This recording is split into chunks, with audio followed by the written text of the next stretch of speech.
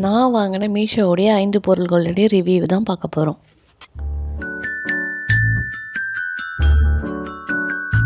இது வந்து மொத்தமாக உட்டு கரண்டி மொத்தமாக சேர்த்து 134 ரூபா கொடுத்து வாங்கினேன்.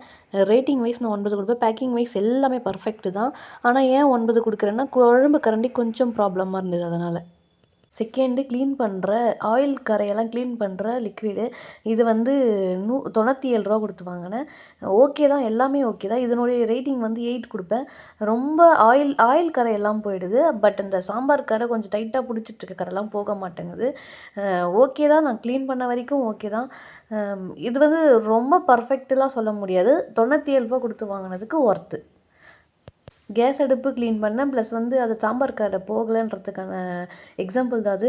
ப்ளஸ் நான் மிக்ஸியை க்ளீன் பண்ணேன். அது பர்ஃபெக்டாக க்ளீன் ஆகிட்டு இருந்தது. இதெல்லாம் சேரீ ட்ரெஸ்ஸஸ்லாம் வந்து ஹோல்டு பண்ணி வைக்கிற ஹோல்டர் தான் இது. இதனுடைய ரேட்டு வந்து 93 ரூபா தான். ஆனால் ரேட் வைஸ் பார்க்கும்போது இது ஒர்த்து இல்லைன்னு தான் நான் சொல்லுவேன். இருந்தாலும் ஓகே தான்.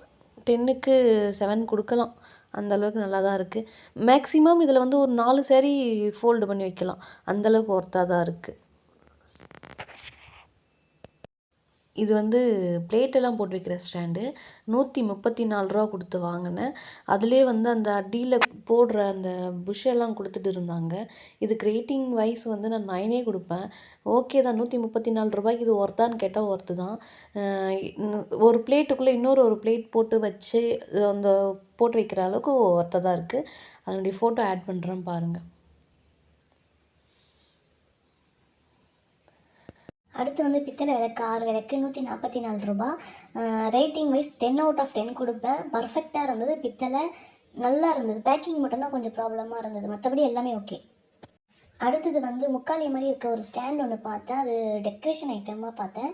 அது பேக்கிங் எல்லாமே ஓகே, பர்ஃபெக்டாக இருக்குது. அதில் வந்து என்ன போட்டு வச்சுருந்தாங்கன்னா, ஒரு ஆள் உட்காந்து தாங்குற அளவுக்கு இருக்குன்னாங்க. ஆனால் உட்காந்தா கொஞ்சம் கால் வளையுது. மற்றபடி எல்லாமே ஓகே. 8 கொடுக்கலாம் இதுக்கு.